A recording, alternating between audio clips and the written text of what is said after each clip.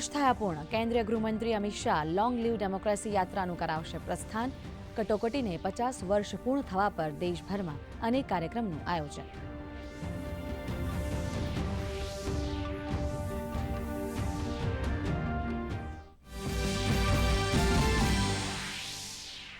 સંરક્ષણ મંત્રી રાજનાથસિંહ ચીન પ્રવાસે. શાંઘાઈ કોઓપરેશન ઓર્ગેનાઇઝેશનની બેઠકમાં રહેશે ઉપસ્થિત. પ્રાદેશિક આંતરરાષ્ટ્રીય સુરક્ષા, આતંકવાદ વિરોધી પ્રયાસો અને સંરક્ષણ મંત્રાલયો વચ્ચે સહયોગ વધારવા સહિતના મુદ્દાઓ પર થશે ચર્ચા.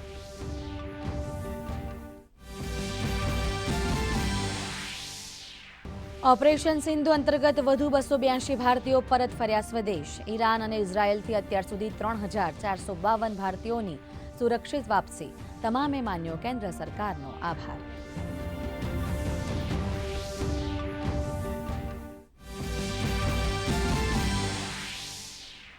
રાજ્યમાં છેલ્લા 24 કલાકમાં 142 તાલુકામાં વરસાદ. સૌથી વધુ નર્મદા જિલ્લાના નાંદોદમાં વરસ્યો 8.5 ઇંચ વરસાદ. આજે મધ્ય ગુજરાત અને સંઘ પ્રદેશમાં ઓરેન્જ એલર્ટ, જ્યારે સૌરાષ્ટ્ર, ઉત્તર ગુજરાત અને દક્ષિણ ગુજરાતમાં વરસાદનું યલો એલર્ટ.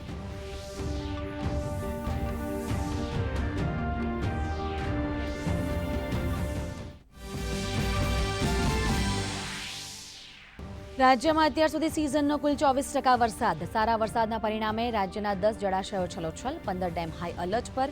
તાકીદની સ્થિતિને પહોંચી વળવા એનડીઆરએફ અને એસડીઆરએફની 34 ટીમ સ્ટેન્ડ બાય.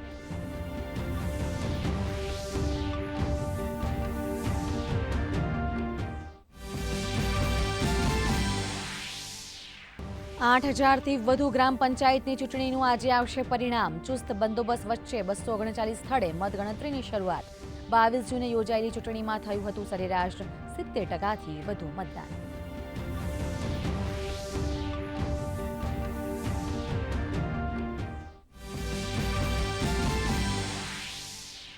રાજ્ય સરકારનો મહત્વનો નિર્ણય. જિલ્લા પેટા હોસ્પિટલો તેમજ સામૂહિક આરોગ્ય કેન્દ્રોમાં સેવા આપતા વિઝિટિંગ તજજ્ઞ ડોક્ટરોના વેતનમાં ₹2000 સુધીનો વધારો કરાયો.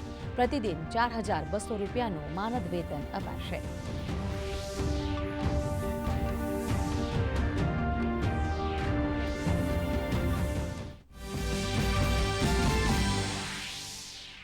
અને નીરજ ચોપડાએ જીત્યો વધુ એક ગોલ્ડ. ચેક રિપબ્લિકમાં આયોજિત ઓસ્ટ્રાવા ગોલ્ડન સ્પાઇકના ત્રીજા રાઉન્ડમાં ફેંક્યો 85.29 મીટર દૂર ભાલો.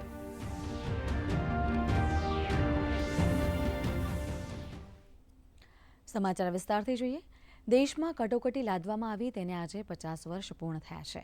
25 જૂન 1975ના દિવસે તત્કાલીન પ્રધાનમંત્રી ઇન્દિરા ગાંધીએ દેશમાં ઇમરજન્સી જાહેર કરી હતી. આ દિવસને સંવિધાન હત્યાના દિવસના ઉપક્રમે મનાવવામાં આવે છે. સંવિધાન હત્યા દિવસના ઉપક્રમે દેશમાં ઘણા કાર્યક્રમોનું આયોજન થયું છે. આપાતકાળ ભારતીય ઇતિહાસના સૌથી કાળા દિવસમાંનો એક છે. આ દિવસના ઉપક્રમે સંસ્કૃતિ મંત્રાલય, દિલ્હી સરકારના સહયોગથી એક કાર્યક્રમ આયોજિત થયો છે, જેમાં કેન્દ્રીય ગૃહમંત્રી અમિત શાહ માય ભારતના સ્વયંસેવક દ્વારા કાઢવામાં આવેલી લોંગ લીવ ડેમોક્રેસી યાત્રાને પ્રસ્થાન કરાવશે.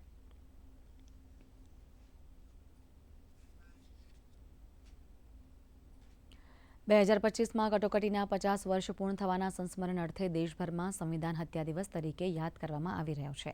સંવિધાનની ધારા 352 હેઠળ કટોકટી લાદીને લોકશાહીની હત્યા કરવામાં આવી હતી.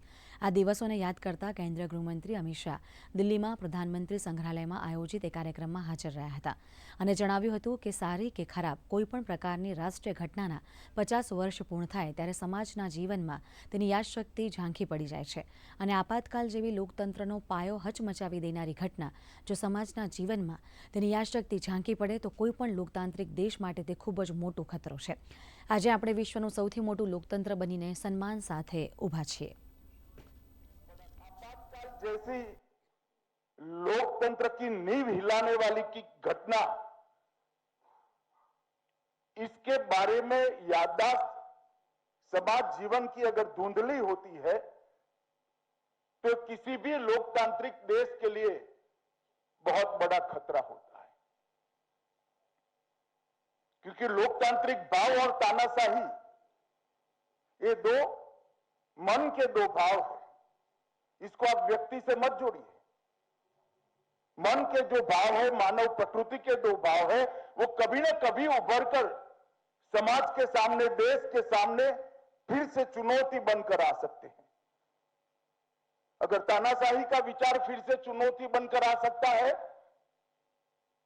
तो लोकतांत्रिक स्वभाव देश का भला करने के लिए भी काम आता है। परंतु जब पीढ़ियां बदलती है और राष्ट्र जीवन की इस प्रकार की घटनाओं की विस्मृति, विशेषकर जिन पर जिम्मेदारी है, वो किशोरों और युवाओं की स्मृति में से निकलने लगती है, तब ऐसी ही संगोष्ठियां, ऐसे ही संविधान हत्या दिन की बात ये स्मृति को पुनर्जीवित करती है। દેશ પર વર્ષ 1975માં લદાયેલી કટોકટીના કારણે લોકશાહીની હત્યા કરવામાં આવી હતી. પોરબંદરના વીરજીભાઈ પરમારે તેમની આ વેદના વાગોળી હતી. 25 જૂન 2025ના દેશના ઇતિહાસમાં કાળી ટીલી સમાન કટોકટીના 50 વર્ષ નિમિત્તે કટોકટી દરમિયાન જેલવાસ, દુઃખ, પીડા અને વેદના ભોગવેલા પોરબંદરના વીરજીભાઈ પરમાર કટોકટી દરમિયાન વેઠેલી પોતાની વેદનાઓ અંગે હૃદયસ્પર્શી વાત કરી હતી. એટલી બધી ભયંકર યાતનાઓ અમને આપી છે કે તમે આમ સાંભળો ને, હજી હું તો બોલી નથી શકતો એટલી યાતના અમને આપી હતી. પરિસ્થિતિ તો બહુ જ ખરાબ હતી, બહુ જ ખરાબ. એટલે આમ માણસો આમ બીને રહેતા હોય ને, ડર એક એવો પેસી ગયો હતો. આજે હું તમને કહું, અમારી વાત કરી, અમારે કોઈ વકીલ પડવા તૈયાર નહોતો અહીં. એટલે એ યાતના તો એટલી બધી, જેને કહેવાય ને કે ભયંકર. અમારા કેસમાં કોઈ વકીલ અહીંનો તૈયાર નથી આવે ને, એટલી એ વાતાવરણ કેવું કર્યું છે સરકારે.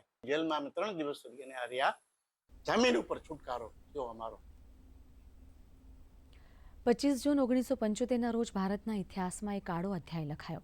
સંવિધાનની ધારા 352 હેઠળ દેશવ્યાપી કટોકટીની ઘોષણા કરવામાં આવી હતી. 2025માં આ કટોકટીના 50 વર્ષ પૂર્ણ થવાના સંસ્મરણ અર્થે દેશભરમાં સંવિધાન હત્યા દિવસ નિમિત્તે સંવિધાન અને લોકશાહીના મૂલ્યોના જતન માટે અનેક કાર્યક્રમોનું આયોજન થઈ રહ્યું છે.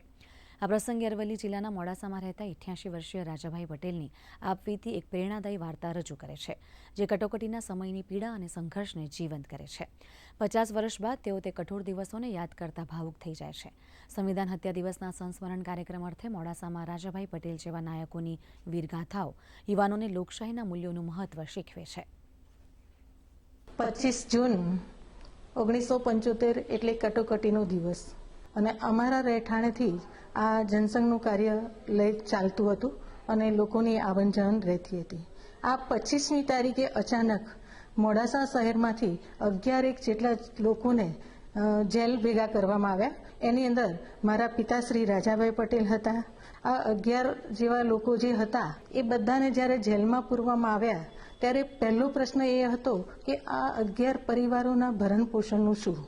એટલે મારા પિતાજીએ એ ચિંતા વ્યક્ત કરી અને એક દિવસ પછી એમને જ્યારે રિલીવ કરવામાં આવ્યા ત્યારે એમણે નક્કી કર્યું કે મારે આ 11 જણના પરિવારનું ભરણ પોષણ કરવું, અને કટોકટીના સમય એમણે પસાર કર્યો હતો. એટલે આ કટોકટીનો સમય એ એક કાળો દિવસ હતો એવું કહું તો ચાલે એમ છે. કટોકટીમાં મોડાસા તાલુકાના 11 લોકો ગયા હતા. પછી તેનાથી એમના વિરોધમાં ગુજરાતભરમાંથી 5000 લોકો આવ્યા હતા સાઈબાગ પોલીસ સ્ટેશન. એમાંથી બોર્ડ મારેલો કે ફાયરિંગ ચાલુ છે, કોઈ આગળ વધવું નહીં. 450 લોકો જતા રહ્યા, 500 રહ્યા.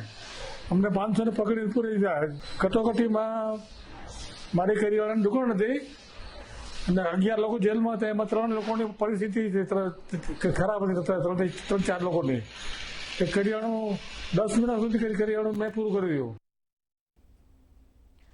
25 જૂનના રોજ અમદાવાદ જિલ્લા સહિત સમગ્ર રાજ્યમાં અને દેશમાં સંવિધાન હત્યા દિવસ નિમિત્તે વિશેષ કાર્યક્રમો યોજાવાના છે.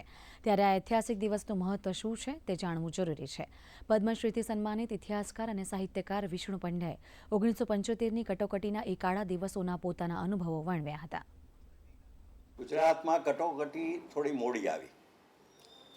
1975ની 26મી જૂને કેન્દ્ર સરકારે અને રાષ્ટ્રપતિજીએ જે આદેશ બહાર પાડ્યો ત્યારે ગુજરાતમાં જનતા મોરચા સરકાર હતી, અને મોરચા સરકારે સૈદ્ધાંતિક નિર્ણય લીધો હતો કે અમે કટોકટીના જે પ્રતિબંધો છે એ માનશું નહીં અને લોકોને સ્વતંત્ર રીતે રહેવા દેશું. એટલે 25મી જૂનથી 13મી માર્ચ 1976 ત્યાં સુધી ગુજરાત ગાર્ડિયનના શબ્દોમાં સ્વતંત્રતાનો દ્વીપ રહ્યો. એક તમિલનાડુ અને ગુજરાત, આ 2 જગ્યાએ આ હાલત હતી. પરિણામે આવ્યું કે અહીં સ્વાતંત્ર્ય પરિષદો થઈ, સત્યાગ્રહો થયા, કોર્ટમાં લોકોએ સેન્સરશિપ સામેના કેસ કર્યા, જીત્યા, ભૂગર્ભ પત્રિકાઓ થઈ. આ બધું 1975ની 25-26 જૂનથી શરૂ થઈ ગયું. આગળના વધુ સમાચાર એક બ્રેક બાદ.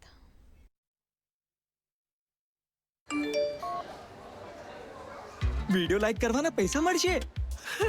સો ઈઝી. ફસાણો. અજાણે લિંક્સ પર ક્લિક ના કરો. આરબીઆઈ કહે છે, જાણકાર બનો, સતર્ક રહો.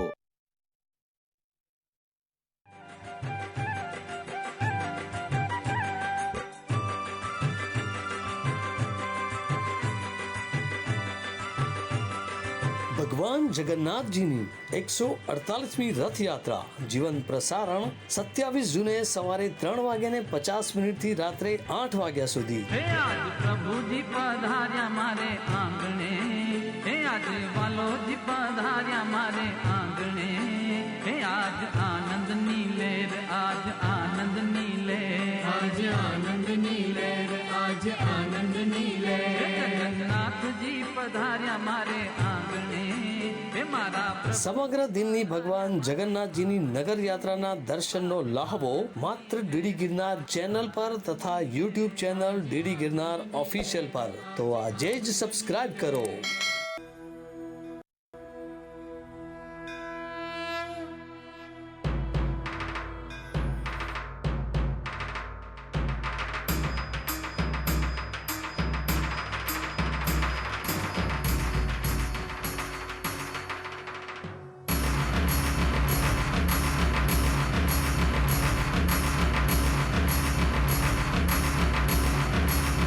નિહાળો તીર્થ દર શનિવારે સવારે 9 કલાકે ડીડી ગિરનાર પર.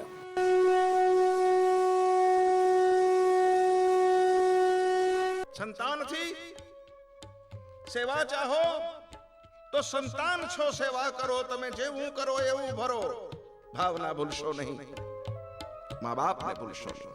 પણ એટલું યાદ રાખજો, જેટલો બાપ સંતાનોને ચાહે છે ને એટલું માય નથી ચાહતી. માં કરતા 3 ગણું કોમળ દિલ જગતનો બાપ ધરાવે છે, પણ એ જગત ઓળખી નથી શકતા પુરુષોની. કારણ કે સ્ત્રી તો રડી પણ શકે છે, દુનિયાનો પુરુષ તો રડી પણ નથી શકતો. સ્ત્રી આસુડા પાડે છે, જ્યારે પુરુષ જગતનો આસુડાને પી જાય છે. નાના થકી મોટા કર્યા, બીને થકી કોરા કર્યા. નિહાળો અશ્વિનભાઈ જોશી પાસેથી મા બાપનું ઋણ દર સોમવાર અને ગુરુવાર રાત્રે 8 કલાકે ડીડી ગિરનાર પર.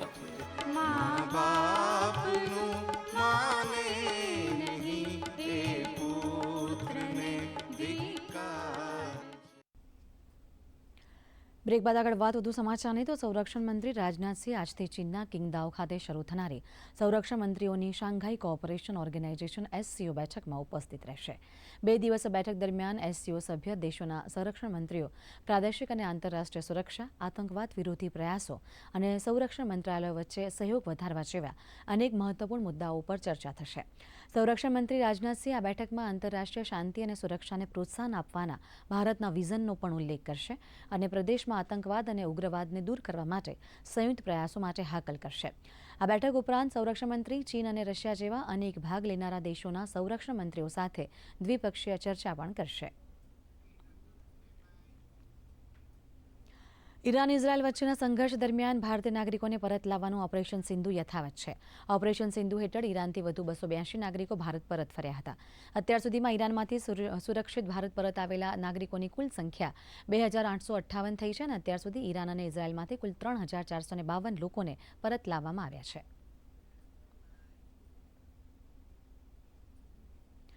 રાજ્યમાં છેલ્લા 24 કલાકમાં 142 તાલુકામાં વરસાદ વરસ્યો છે. તેમાં સૌથી વધુ વરસાદ નર્મદા જિલ્લાના નાંદોદમાં સૌથી વધુ 8.5 ઇંચ વરસાદ નોંધાયો છે. તેમજ દાહોદમાં 7.56 ઇંચ વરસાદ નોંધાયો છે. હવામાન વિભાગ દ્વારા આજે પણ રાજ્યના જુદા જુદા શહેરોમાં હળવાથી ભારે ઝાપટાની આગાહી કરવામાં આવી છે. હવામાન વિભાગે આજે રાજ્યમાં મધ્ય ગુજરાત અને સંઘ પ્રદેશમાં ઓરેન્જ એલર્ટ આપ્યું છે. તેમજ સૌરાષ્ટ્ર અને ઉત્તર ગુજરાત સહિત દક્ષિણ ગુજરાતમાં વરસાદનું યલો એલર્ટ આપ્યું છે. હવામાન વિભાગે આગામી સપ્તાહ સુધી રાજ્યમાં ભારે વરસાદની આગાહી કરી છે. જ્યારે દરિયાકાંઠે 40 થી 50 કિલોમીટર પ્રતિ કલાકની ઝડપે પવન ફૂંકાવાની શક્યતા હોવાથી માછીમારોને દરિયો ન ખેડવા સૂચના આપવામાં આવી છે. અમદાવાદ અને ગાંધીનગરમાં પણ વહેલી સવારથી વરસાદ વરસી રહ્યો છે. હવામાન ખાતાની રાજ્યભરમાં સાર્વત્રિક વરસાદની આગાહીને પગલે વડોદરામાં પણ ધીમી ધારે વરસાદ વરસ્યો હતો. આ વરસાદને પગલે વિશ્વામિત્રી નદી બે કાંઠે વહેતી થઈ છે અને હાલ 10 ફૂટના લેવલ પર નદી વહી રહી છે.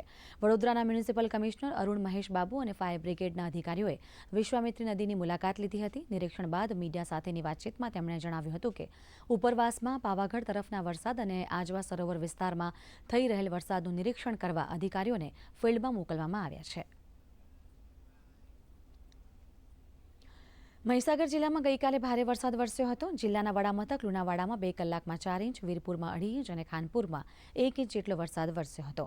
લુણાવાડામાં 1 જ કલાકમાં 4 ઇંચ વરસાદ વરસતા નીચાણવાળા વિસ્તારોમાં પાણી ભરાયા હતા, જેથી નગરપાલિકા દ્વારા તાત્કાલિક યુદ્ધના ધોરણે પાણીના નિકાલ કરવા માટેની કામગીરી શરૂ કરવામાં આવી હતી. ગુજરાતની 8,326 ગ્રામ પંચાયતો માટે 22 જૂને યોજાયેલી ચૂંટણીઓનું આજે પરિણામ છે. ત્યારે રાજ્ય ચૂંટણી પંચ દ્વારા મતગણતરી માટે વ્યાપક તૈયારીઓ કરવામાં આવી છે. દરેક જિલ્લા અને તાલુકા મથકો ઉપર મતગણતરી કેન્દ્રો સ્થાપિત કરવામાં આવ્યા છે. શાંતિપૂર્ણ અને નિષ્પક્ષ મતગણતરી સુનિશ્ચિત કરવા માટે મતગણતરી કેન્દ્રો પર અને તેની આસપાસ કડક સુરક્ષા વ્યવસ્થા ગોઠવી દેવામાં આવી છે. કોઈપણ અનિચ્છનીય ઘટનાને ટાળવા માટે પોલીસનો બંદોબસ્ત પણ ગોઠવવામાં આવ્યો છે. રાહત નિયામકના અધ્યક્ષ સ્થાને ગાંધીનગર એસસીઓસી ખાતે વેધર વોચ ગ્રુપની બેઠક યોજાઈ હતી. આગામી સપ્તાહ દરમિયાન સમગ્ર રાજ્યમાં મધ્યમથી ભારે વરસાદની સંભાવના વ્યક્ત કરવામાં આવી છે. ત્યારે તકેદારીના ભાગરૂપે સમીક્ષા બેઠક યોજાઈ હતી. રાજ્યમાં ચોમાસાની સ્થિતિ અને તે માટે સંબંધિત વિભાગોની તૈયારી અંગે સમીક્ષા કરી તમામ વિભાગોને જરૂરી માર્ગદર્શન અને સૂચનાઓ આપવામાં આવી હતી. આ બેઠકમાં આઈએમડીના અધિકારીઓએ રાજ્યમાં વરસાદની સ્થિતિ અંગે માહિતી આપતા જણાવ્યું કે રાજ્યમાં છેલ્લા કેટલાક દિવસથી વરસાદ વરસી રહ્યો છે. આગામી સપ્તાહમાં સમગ્ર રાજ્યમાં વિવિધ વિસ્તારમાં મધ્યમથી ભારે વરસાદની સંભાવના છે.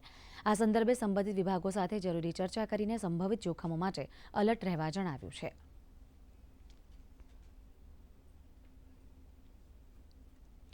ભગવાન જગન્નાથ મોસાળથી પરત ફર્યા છે. સાથે મોટાભાઈ બળભદ્રજી અને બહેન સુભદ્રા પણ મોસાળ સરસપુરથી પરત ફર્યા છે. ત્યારે ભગવાનની નેત્રોત્સવ વિધિ માટે વિશેષ પૂજા અર્ચનાનું આયોજન કરવામાં આવ્યું છે. ભગવાનને આજે રત્નવેદી ઉપર બિરાજમાન કરવામાં આવશે. આ વિધિ માટે એ કથા પ્રચલિત છે કે ભગવાન મામાના ઘરે રોકાયા ત્યારે ત્યાં જાંબુ અને કેરી ખાધા હોવાથી ગરમીને કારણે આંખો આવી છે. તેથી ભગવાને આંખે પાટા બાંધવામાં આવ્યા છે. ઉલ્લેખનીય છે કે દાયકાઓથી રથયાત્રા પહેલાની અમાસના દિવસે ભગવાનની નેત્રોત્સવ વિધિ કરવામાં આવે છે. મહેસાણા જિલ્લા વિકાસ અધિકારી ડોક્ટર જાસ્મીન હસરત તેમજ જિલ્લા આરોગ્ય અધિકારી ડોક્ટર ભરત સોલંકીના માર્ગદર્શન હેઠળ રાષ્ટ્રીય કિશોર સ્વાસ્થ્ય કાર્યક્રમ અંતર્ગત 3 દિવસીય તાલીમ કાર્યક્રમ યોજાયો. આ કાર્યક્રમમાં કિશોર કિશોરીઓને પોષણ, બિનચેપી રોગો, કિશોર કિશોરીઓમાં વૃદ્ધિ વિકાસની જાણકારી, કિશોરાવસ્થા દરમિયાન થતા શારીરિક ફેરફારો, પોષણ અને સ્વાસ્થ્ય તેમજ નશીલા પદાર્થો અંગે જાગૃતિ સહિત જાતિ અને પ્રજનન સંબંધિત આરોગ્યની જાણકારી આપવામાં આવી હતી.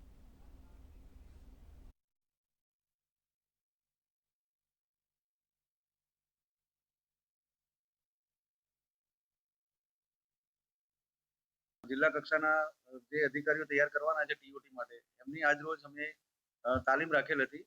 જે અંતર્ગત રાષ્ટ્રીય કિશોર સ્વાસ્થ્ય કાર્યક્રમના અંદર વિવિધ વિષયો વિશે જાણકારી આપવા માટે 3 દિવસીય તાલીમનું આયોજન આજરોજ કરેલ હતું. પૂરા જિલ્લામાં આરકેએસટી પ્રોગ્રામનું અમે અમલીકરણ કરી રહ્યા છીએ. એ અંતર્ગત જિલ્લા કક્ષાએ આજરોજ અલગ અલગ તાલુકામાંથી 30 કર્મચારી અધિકારીઓને બોલાવી અને અમને આજરોજ તાલીમ આપવાની શરૂ કરેલ છે. જે તાલીમ અમારી 3 દિવસ સુધી ચાલવાની છે. સમાચારમાં સમય વધુ એક બ્રેકનો. ક્યુઆર કોડ સ્કેન કરો, 5000 નું કેશબેક મેળવો. વાહ, દિવસ સુધરી ગયો. ફસાણો. યુપીઆઈ પિન એન્ટરિંગ ફક્ત પૈસા મોકલવા માટે છે. આરબીઆઈ કહે છે, જાણકાર બનો, સતર્ક રહો. ગુડ મોર્નિંગ ગુજરાતમાં તમારું હાર્દિક સ્વાગત છે. સવાર આમ તો હોય છે મજાની, પણ જો એ સુરીલી બની જાય ને તો ઓર મજાની બની જાય. વેસ્ટર્ન મ્યુઝિક પર મને ગાવું બહુ જ ગમે છે. માઇન્ડ, બોડી અને સોલ દરેક રીતે તમે ફિટ હોવા જોઈએ. 8-9 વાનગી એકદમ સ્પેશિયલાઇઝ વાનગીઓ છે. એ મેથી મૂળા પાલકની ભાજી આઈ, મૂળા આયા, કોથમીર આઈ. મને એક ખિતાબ આપ્યું, doctor dinosaur and princess dinosaur. Long hours workout કરવું પડે છે, હેવી વેઇટ ટ્રેનિંગ કરવું પડે છે, ત્યારે જઈને તમે ત્યાં પહોંચો છો. જુઓ ગુડ મોર્નિંગ ગુજરાત સોમવારથી શુક્રવાર સવારે 7 કલાકે માત્ર ડીડી ગિરનાર અને DD news Gujarati YouTube channel પર.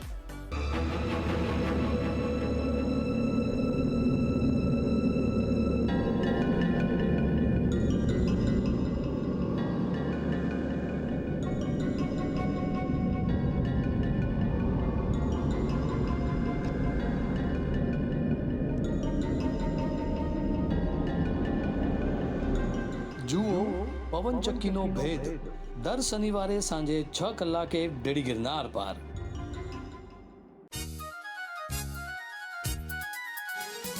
ગોળ ગોળ દુનિયાની વાતો ગોળ ગોળ લાગે, રોજ રોજ તકલીફોના શરણાઈ ઢોલ વાગે, અરે એક શ્રીમાનના જીવનની ઘટમાળ છે આ નિરંતર. બખડ બખડ બખડ બખડ જંતર, બકુલનું બખડ જંતર, બકુલનું બખડ જંતર.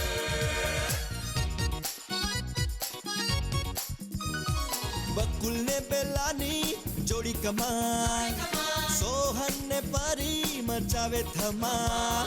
અરે સાસુમાનું ચાલે મિલિટરી રાજ, ને મોન્ટુ મામાનો અનોખો અંદાજ. દાદાજીના અનુભવથી થઈ તકલીફો છું મંતર. નિહાળો બકુલનું બખડ જંતર શુક્રવારથી રવિવાર રાત્રે 9 કલાકે, પુનઃ પ્રસારણ શનિવારથી સોમવાર સવારે 9:30 કલાકે અને બપોરે 3 કલાકે માત્ર ડીડી ગિરનાર પર. બ્રેક બાદ આગળ વાત વધુ સમાચારની તો 27મી જૂનના રોજ સાબરકાંઠાના ઈડરમાં ભગવાન જગન્નાથની 27મી રથયાત્રા યોજાઈ રહી છે. ત્યારે વહીવટીતંત્ર સહિત પોલીસ વિભાગ દ્વારા તૈયારીઓ શરૂ કરવામાં આવી છે. પોલીસ દ્વારા ફૂટ પેટ્રોલિંગ સહિત સીસીટીવી અને ડ્રોન સર્વેલન્સ પણ શરૂ કરવામાં આવ્યું છે. રથયાત્રાના દિવસે ઈડરમાં 1 જિલ્લા પોલીસ વડા સહિત 2 ડીવાયએસપી, 7 પીએસઆઈ અને 700 પોલીસ જવાનો ખડેપગે રહેશે. ઈડરમાં રથયાત્રા પૂર્વે શાંતિ સમિતિની બેઠક પણ યોજાઈ હતી.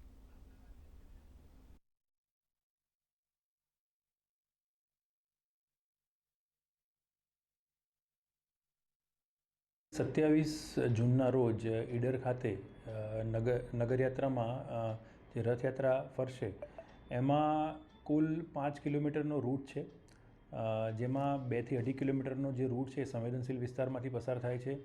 સમગ્ર બંદોબસ્તમાં 1 એસપી, 2 ડીવાયએસપી, 7 પીઆઈ, 25 પીએસઆઈ અને લગભગ 700 જેટલા પોલીસ અને હોમગાર્ડનો બંદોબસ્ત ગોઠવવામાં આવ્યો છે. એમાં તમામ સંવેદનશીલ વિસ્તારો, ધાબા પોઈન્ટ વગેરે કવર કરવામાં આવે છે. સમગ્ર રૂટને સીસીટીવીથી સજ્જ કરવામાં આવે છે. 80થી વધારે કેમેરા એ સીસીટીવી કેમેરા લગાડેલા છે અને એના ફીડ પણ કંટ્રોલ રૂમમાં બેસીને જોઈ શકાય છે. વડોદરાના 14 વર્ષીય ન્યાયબલરે આંખે પાટા બાંધીને 10 મીટર પિસ્તોલ શૂટિંગની NRAIના રૂલ બુક મુજબ 1 કલાકની મેચ 37 મિનિટ 32 સેકન્ડમાં પૂરી કરી હતી અને 400માંથી 322નો સ્કોર નોંધાવ્યો હતો. આંખે પાટા બાંધીને 10 મીટર એર પિસ્તોલ સ્પર્ધાના golden book of world record સર્જ્યો છે અને વિશ્વ સહિત ભારતમાં પ્રથમ આંખે પાટા બાંધીને શૂટિંગ કરનાર વ્યક્તિ બન્યો છે.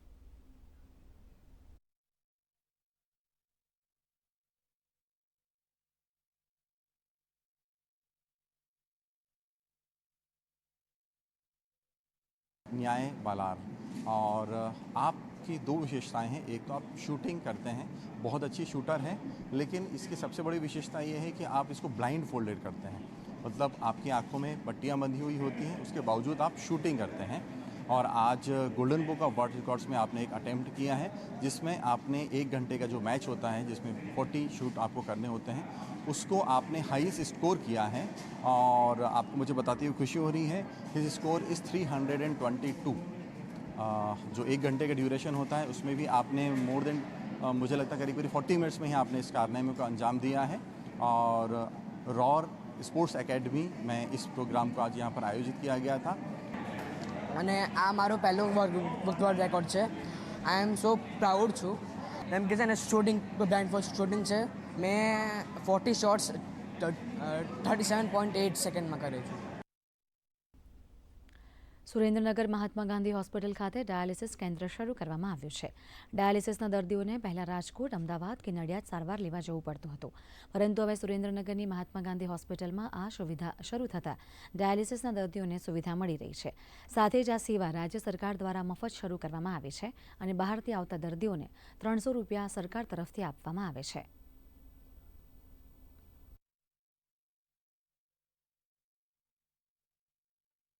છેલ્લા 1.5 વર્ષથી હું અહીંયા ડાયાલિસિસ કરાવું છું એકાંતરે, અને મને અમદાવાદથી આ સજેસ્ટ કરવામાં આવેલું હતું, અને અહીંયા બહુ સુવિધા અને સ્ટાફનું નેચર અને એની કામગીરી બહુ સુંદર છે. મને ડાયાલિસિસ એમનાથી સંતોષ છે અને ડાયાલિસિસ બહુ સારું થાય છે.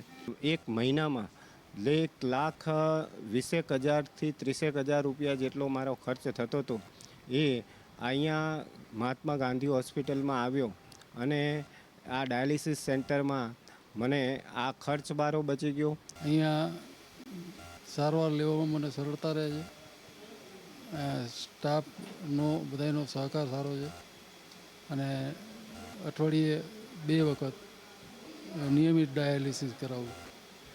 સુરેન્દ્રનગરમાં આ સુવિધા છે, એના કારણે મને એટલો ફાયદો છે કે મારે અહીંથી બીજા જિલ્લામાં સારવાર માટે જવું પડતું નથી. ડાયાલિસિસ એ કિડનીની જેને બીમારી હોય એને ડાયાલિસિસ રોજબરોજ કરાવવું પડતું હોય છે. આ ડાયાલિસિસ એ પેશન્ટને એટલે કે દર્દીઓને પોતાને હાલાકી જે પણ બહાર જવું પડે છે તે નથી જવું પડતું, જેને કારણે એ લોકોને હાલાકી પડતી નથી. એટલે પ્લસ અત્રેની હોસ્પિટલના અંદર જે લોકો ડાયાલિસિસની ટ્રીટમેન્ટ કરવા માટે આવે છે તે લોકોને આવવા જવાનું ભાડું પણ મળે છે તથા અહીંયા જમવાનું પણ મળી રહે છે. નિવૃત્તિ બાદ મહુવાના ખેડૂત પ્રાકૃતિક ખેતી તરફ આગળ વધ્યા છે. તેઓ 22 વીઘા ખેતરમાં કેસર કેરી સહિત 40 પ્રકારના ફળોના ઝાડ, શાકભાજી, અનાજ તથા શેરડીમાંથી ઓર્ગેનિક ગોળનું ઉત્પાદન કરી રહ્યા છે અને વાર્ષિક ₹10 લાખની આવક મેળવી રહ્યા છે. તેઓ રાસાયણિક ખાતર છોડીને પ્રાકૃતિક ખેતી કરીને સારી ગુણવત્તાવાળી જણસ પણ મેળવી રહ્યા છે.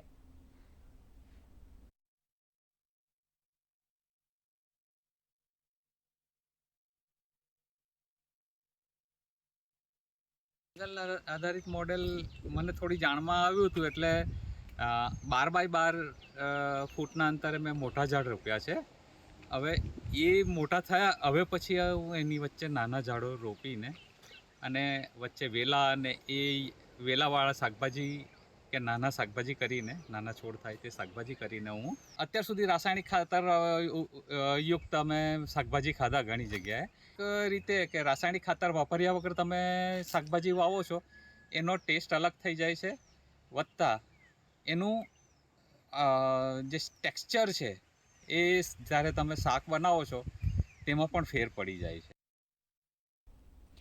ખેડૂતોને વિવિધ સરકારી યોજનાનો લાભ લેવા માટે ફાર્મર રજિસ્ટ્રેશન કરાવવું ફરજિયાત છે. મહીસાગર જિલ્લાના હજી પણ 35% જેટલા ખેડૂતોએ ફાર્મર રજિસ્ટ્રેશન કરાવ્યું નથી. માટે મહીસાગર જિલ્લા ખેતીવાડી અધિકારી જગદીશ પટેલ દ્વારા અનુરોધ કરવામાં આવ્યો છે. ફાર્મર રજિસ્ટ્રેશન કરાવ્યું નહીં હોય તેવા ખેડૂતોને આગામી પ્રધાનમંત્રી કિસાન સન્માન નિધિ યોજનામાં 20મા હપ્તાનો લાભ મળવાપાત્ર રહેશે નહીં અને જિલ્લામાં પ્રધાનમંત્રી કિસાન સન્માન નિધિ યોજનાના 47,000 જેટલા લાભાર્થી ખેડૂતોને ફાર્મર રજિસ્ટ્રેશન કરાવવાનું બાકી છે.